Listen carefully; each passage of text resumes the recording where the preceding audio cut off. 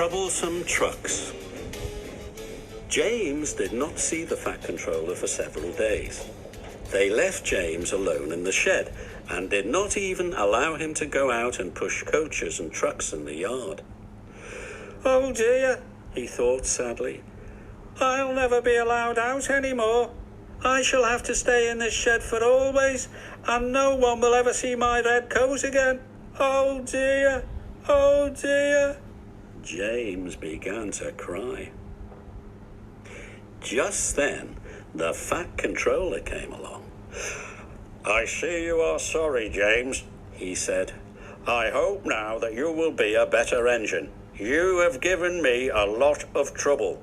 People are laughing at my railway, and I do not like that at all." "I am very sorry, sir," said James. "I will try hard to behave." "That's a good engine," said the Fat Controller kindly. "I want you to pull some trucks for me. Run along and find them." So James puffed happily away. "Here are your trucks, James," said a little tank engine.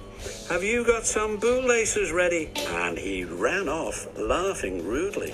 "Oh, oh, oh," said the trucks as James backed down on them. "We want a proper engine, not a red monster." James took no notice and started as soon as the guard was ready. Come along, he puffed. We won't, screamed the trucks. But James didn't care, and he pulled the screeching trucks sternly out of the yard. The trucks tried hard to make him give up, but he still kept on.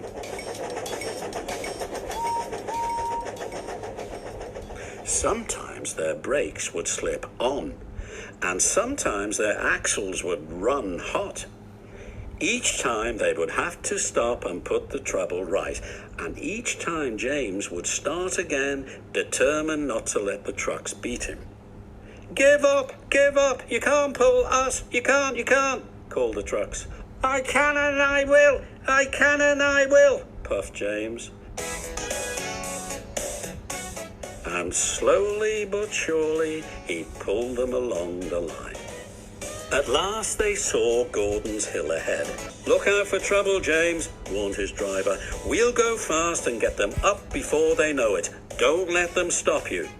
So James went faster, and they were soon halfway up the hill. I'm doing it, he panted, but it was hard work. Will the top never come? He thought, when with a sudden jerk it all came easier. I've done it, he puffed triumphantly. Hooray, he thought. It's easy now. But his driver shut off steam. They've done it again, he said. We've left our tail behind. The last 10 trucks were running backwards down the hill. The coupling had snapped. But the guard was brave. Very carefully and cleverly, he made them stop. Then he got out and walked down the line with his red flag.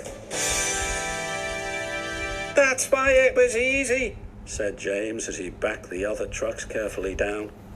What silly things trucks are. There might have been an accident.